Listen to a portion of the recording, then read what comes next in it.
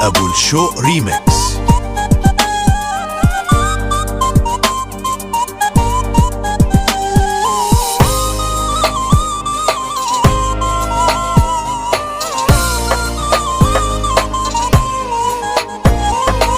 مايسترو احمد في شيكو. حكاية العاشقين ده بالغرام مع الهوى، قالوها من زمان ان الجراح ملهاش دوا، ويا بخته اللي يلاقي حبيب يكون مخلص وشاب. وانا جاي احكي لكم قصة اتنين في الحب ضاعوا سوا.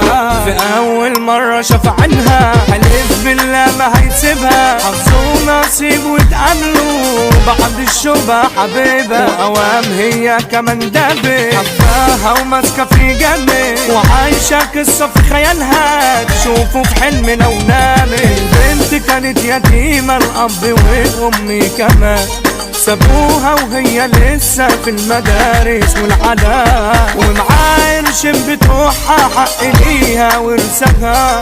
أبوها كان سايبهم ليها في البنك زمان، وفي يوم رايحة لحبيبها وواخدة معاها صاحبتها، فيبدأ قلبه يتحرك ما فكرش في كسرتها، بقى يسهر فيها يفكر وحاله في ثانية تتغير. حبيبته ملاحظة تغييره بيرد عليها متأخر. البنت أول ما عرفت فجأة حست بالقلق، لكن فات الأوان هيفيد بإيه يعني الندى.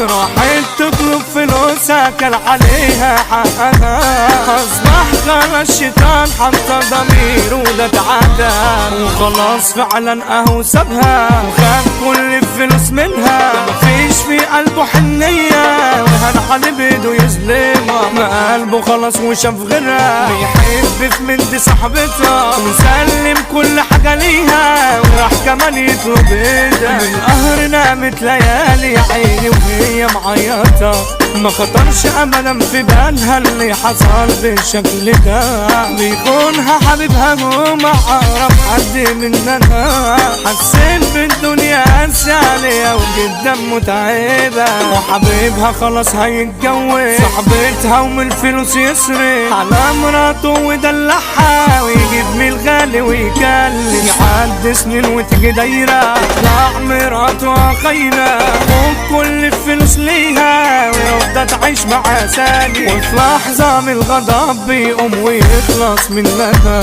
اداها طعنة غشيمة وسابها غير دمها، وخد صدمة كبيرة عليه في يوم المحكمة لما شاف المحامية اللي هتدافع عنها.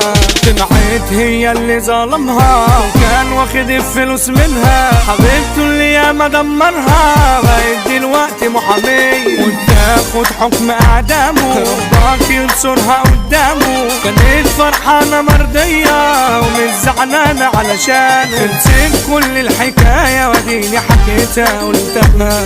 اوعى تجري ورا الفلوس وسيبك منها، ويا بختك لو انت جنبك ناس حبك من قلبها، اوعاك تخسرها يوم او حتى تبعد عنها.